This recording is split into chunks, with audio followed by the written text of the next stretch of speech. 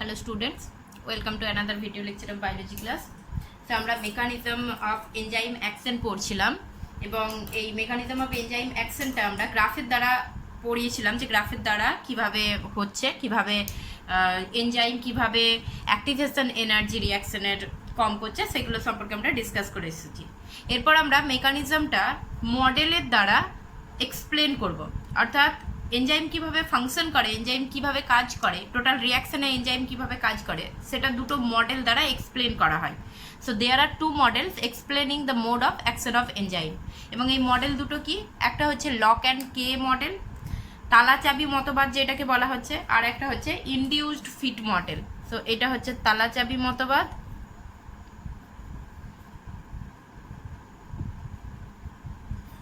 আর একটা হচ্ছে induced fit model. So induced fit model হচ্ছে বাংলাটা আমার মনে নেই আপাতত, যাই হোক। সো এখানে lock and key model and হচ্ছে ইনডিউসড ফিট মডেল আমরা একটা বাই একটা ডিসকাস করছি one by one. So first আমরা লক অ্যান্ড কে মডেলটা ডিসকাস করবো। So lock and key model, যেটা যখন আমরা কোনো মডেল পড়বো তো আমাদেরকে মনে রাখতে হবে যে মডেলটা যে দিয়েছিলেন, যে সায়েন্টিস্ট দিয়েছিলেন, সে সায়েন্টিস্টের নামটা কিন্তু আমাদেরকে মনে রাখতে হবে। সো এই মডেলটা দিয়েছিলেন একজন জার্মান সায়েন্টিস্ট যার নাম হচ্ছে Emil Fischer. So this model is put forward by Emil Fischer in 1894. 1894 Emil fisher এই মডেলটা লক অ্যান্ড কে মডেল বা তালাচাবি মতবাদ যেটাকে বলছি আমরা, সেটা উনি দিয়েছিলেন। এবং এই মতবাদের মেন বক্তব্য কি না, মেন বক্তব্য হচ্ছে যেমন এই মতবাদে অ্যাকচুয়ালি এনজাইমকে তালার সঙ্গে কম্পেয়ার করা হচ্ছে এবং যেটা সাবস্ট্রেট, এনজাইমের যেটা সাবস্ট্রেট সেটাকে চাবির সঙ্গে কম্পেয়ার করা হচ্ছে।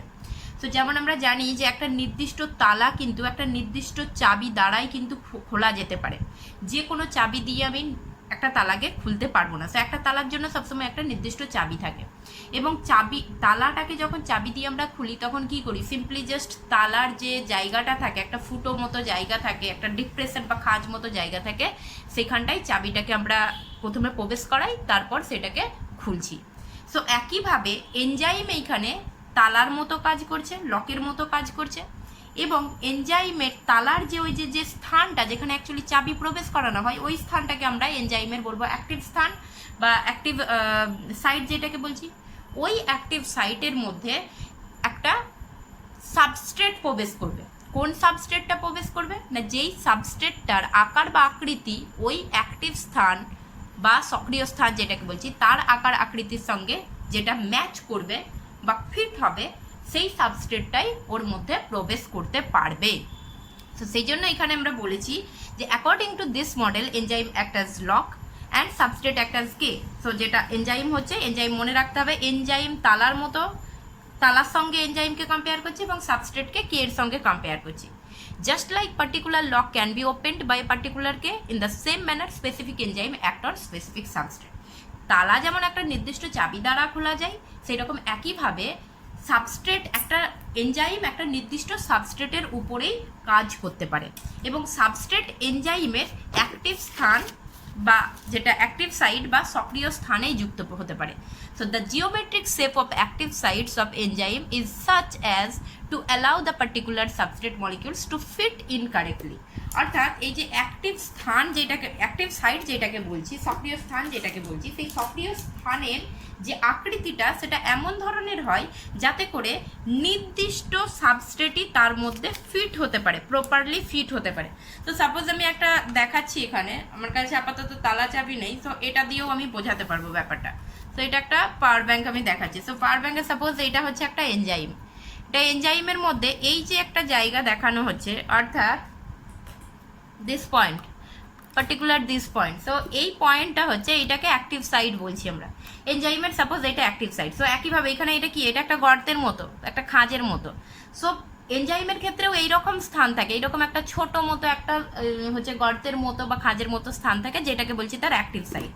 এবার ধরো এইটা হচ্ছে আমার সাবস্ট্রেট, এই জিনিসটা হচ্ছে আমার সাবস্ট্রেট, ঠিক আছে। সো সাবস্ট্রেটটা এখানে অ্যাক্টিভ সাইটের যে স্ট্রাকচারটা সেটা কেমন দেখাচ্ছি আমরা, স্কোয়ার শেপ। সো এইরকম স্কোয়ার শেপ দেখানো হচ্ছে, এবং সাবস্ট্রেট যেটা দেখাচ্ছি সাবস্ট্রেটটাও কিন্তু স্কোয়ার শেপ। এই যে এটা হচ্ছে সাবস্ট্রেটটাও কিন্তু স্কোয়ার শেপড আছে।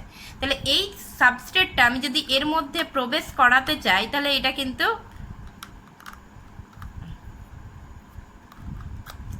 প্রবেশ করে যাচ্ছে, অর্থাৎ এটা খুব ভালোভাবে কিন্তু এর মধ্যে ফিট হয়ে গেছে। সো এই যে সাবস্ট্রেটের যেটা আমি এনজাইম বলছি, এনজাইমের অ্যাক্টিভ সাইট, এই অ্যাক্টিভ সাইটের সঙ্গে সাবস্ট্রেটটা কিন্তু খুব ভালোভাবে ফিট হয়ে গেছে। সো তালাচাবি মতবাদও কিন্তু এই জিনিসটাই বলছে, এটা যে এখানে অ্যাক্টিভ সাইট এমন ধরনের গঠন হবে অ্যাক্টিভ সাইটের যেটা সাবস্ট্রেটকে খুব ভালোভাবে ফিট করতে পারে। এবার সাপোজ এখানে আমি অন্য একটা সাবস্ট্রেট দেখাচ্ছি, সো এইটা হচ্ছে একটা আলাদা সাবস্ট্রেট। সো এই সাবস্ট্রেটটার আকৃতি কেমন দেখাচ্ছি, ছোট। সো এইটাকে যখন আমি এর ভিতরে প্রবেশ করাবো, এইটা কিন্তু ফিট হচ্ছে না, সো এটা লুজ থেকে যাচ্ছে, ফিট হচ্ছে না। সো এটা কিন্তু হবে না, অর্থাৎ তার মানে এই যে এনজাইমটা এই সাবস্ট্রেটের উপরে তাহলে কাজ করতে পারবে না। সেখানে সিম্পল তাহলে যেটা বলার বক্তব্য সেটা হচ্ছে প্রত্যেকটা এনজাইমের একটা নির্দিষ্ট স্থান থাকবে, যেটাকে বলবো তার অ্যাক্টিভ সাইট, এবং এই অ্যাক্টিভ সাইটের গঠনটা এমন হয় যে গঠনটা তার নির্দিষ্ট সাবস্ট্রেটের যাতে ফিট হতে পারে তার মতোই গঠন হতে পারে। সেই জন্য এনজাইম সবসময় একটা নির্দিষ্ট সাবস্ট্রেটের উপরে ফাংশন করে, যে কোনো সাবস্ট্রেটের উপরে কাজ করতে পারে না। এবার আমরা ডায়াগ্রামটা দেখাই। সো এখানে যখন সাইকেলটা চলছে তখন কিভাবে হচ্ছে না, এখানে এটা হচ্ছে এনজাইম অ্যান্ড এই জায়গাগুলো হচ্ছে অ্যাক্টিভ সাইট, এনজাইমের অ্যাক্টিভ সাইট, অ্যান্ড এটা হচ্ছে একটা সাবস্ট্রেট। তাহলে সাবস্ট্রেটের গঠন এমন যাতে এনজাইমের সঙ্গে এটা ফিট হয়ে যেতে পারবে। তাহলে প্রথমে আমরা কি দেখাচ্ছি, ইকুয়েশন কি হচ্ছে, প্রথমে E for enzyme and S for substrate. তাহলে ই প্লাস এস মানে এখানে ই প্লাস এস। সেকেন্ড স্টেপে কি হচ্ছে, এনজাইম সাবস্ট্রেট কমপ্লেক্স তৈরি হচ্ছে, অর্থাৎ এই যে এইটা হচ্ছে এনজাইম অ্যান্ড এই জায়গায় সাবস্ট্রেটটা পুরো প্রপারলি কারেক্টলি ফিট হয়ে গেছে। সো এটা এনজাইম সাবস্ট্রেট কমপ্লেক্স তৈরি করেছে। এরপর এই এনজাইম সাবস্ট্রেট কমপ্লেক্স যখনই তৈরি হয়ে গেল, এনজাইম সাবস্ট্রেট কমপ্লেক্স তৈরি হয়ে যাওয়ার ফলে এইটাই হচ্ছে অ্যাকচুয়ালি ট্রানজিশন স্টেট, যেটা আমরা গ্রাফে দেখিয়েছিলাম ট্রানজিশন স্টেট। তার মানে এখানে হাইয়েস্ট এনার্জি রয়েছে, সব থেকে বেশি এনার্জি রয়েছে। অ্যান্ড সব থেকে বেশি এনার্জি থাকা মানে আমরা বলেইছিলাম যে সব থেকে বেশি যার এনার্জি থাকবে সে তত বেশি আনস্টেবল হবে।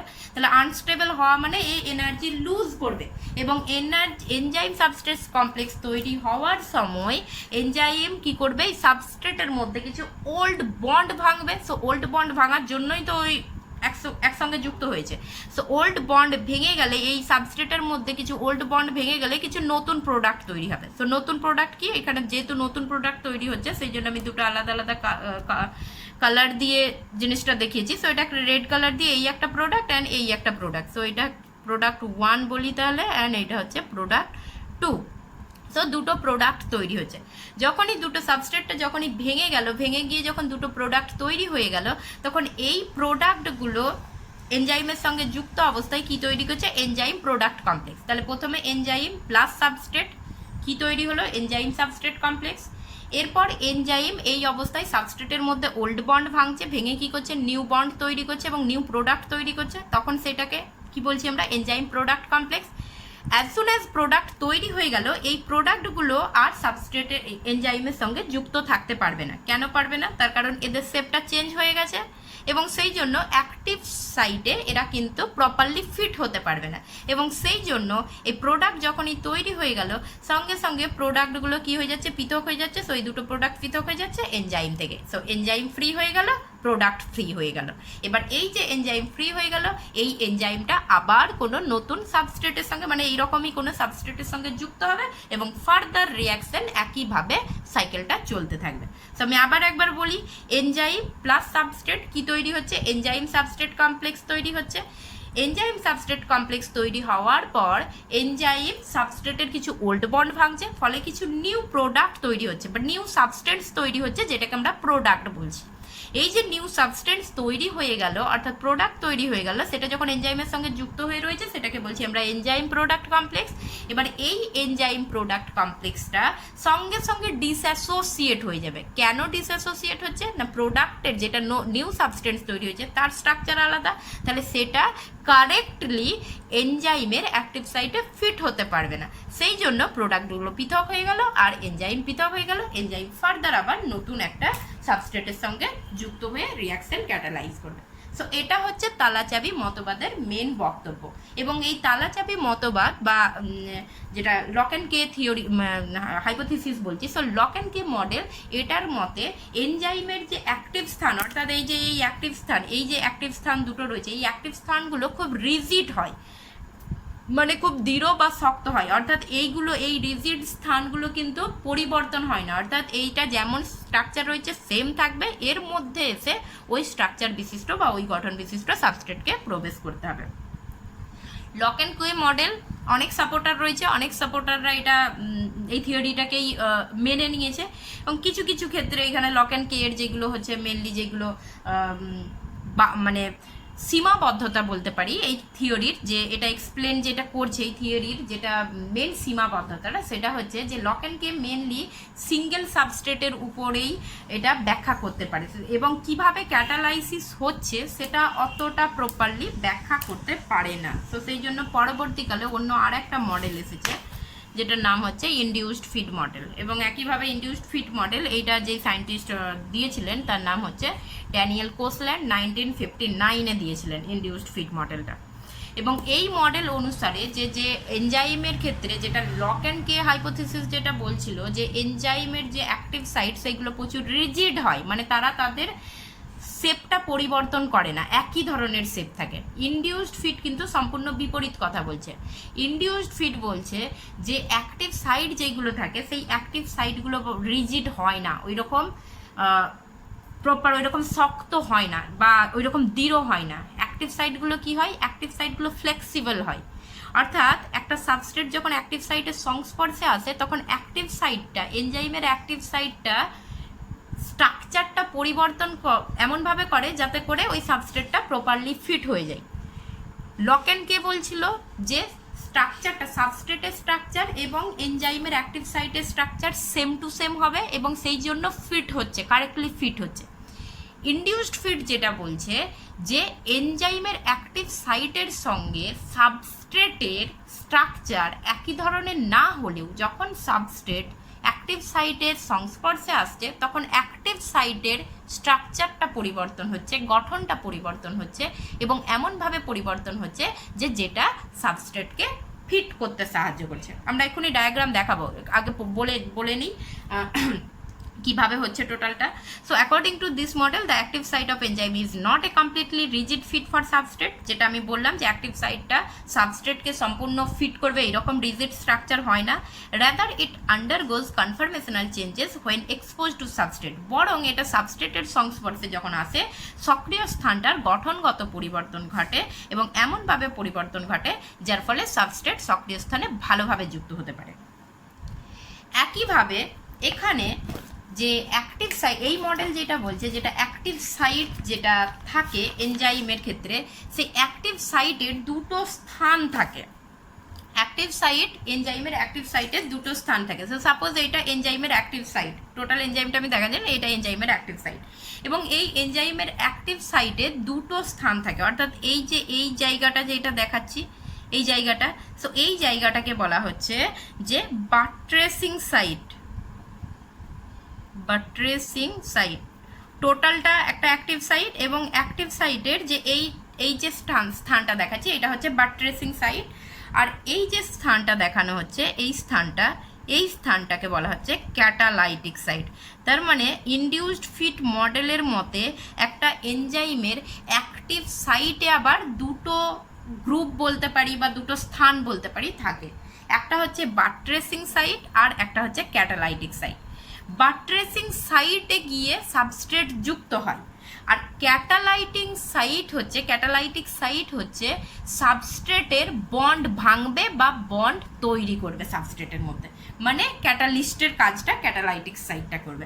অর্থাৎ এখানে আমরা দেখেছি যে এই জায়গাটা এই আর্মটা, অর্থাৎ এই আর্মটাকে আমরা কি বলছিলাম যে এইটাকে বাদ দিয়ে দিলে শুধু এই আর্মটা কি, এই আর্মটা বাট্রেসিং সাইট, এখানে কে যুক্ত হবে, সাবস্ট্রেট যুক্ত হবে। সো এখানে সেটাই দেখানো হয়েছে, এটা হচ্ছে সাবস্ট্রেট, সো এটা হচ্ছে সাবস্ট্রেট 1 অ্যান্ড এইটা হচ্ছে সাবস্ট্রেট 2, এখানে দুটো সাবস্ট্রেট নিয়ে আমরা দেখাচ্ছি। সো এটা হচ্ছে বাট্রেসিং সাইট বা এই আর্মটাই এই স্থানটায় কি হয়েছে, দুটো সাবস্ট্রেট যুক্ত হয়েছে, সাবস্ট্রেট 1 সাবস্ট্রেট 2 যুক্ত হয়েছে। অ্যাজ সুন অ্যাজ সাবস্ট্রেট এখানে যুক্ত হলো এই অ্যাক্টিভ সাইটের গঠনগত পরিবর্তন হবে। কিভাবে পরিবর্তন হচ্ছে না, এই ক্যাটালাইটিক সাইটটা কি হচ্ছে এরকমভাবে বেন্ড করে যাচ্ছে, অর্থাৎ এইরকমভাবে দেখতে পাচ্ছি ক্যাটালাইটিক সাইটটা প্রথমে এরকম স্ট্রেট ছিল, এরপর কি হয়ে গেছে, বেন্ড হয়ে গেছে। সো যখনই এরকমভাবে বেন্ড হয়ে গেল তার মানে এইটা আগে কি হচ্ছে প্রপারলি ফিট তো ছিল না, এটা প্রপারলি ফিট হয়নি, এখানে ফাঁকা স্থান রয়েছে। সো যখনই ক্যাটালাইটিক সাইটটা এরকমভাবে চলে এলো সাবস্ট্রেটের মধ্যে, অ্যাক্টিভ সাইটটা প্রপারলি ফিট হয়ে যাচ্ছে। এবার প্রপারলি ফিট হয়ে গেলে এই ক্যাটালাইটিক সাইটটা কি হয়ে গেলো, কাছাকাছি চলে এলো। এটা ডায়াগ্রামটা কাটা।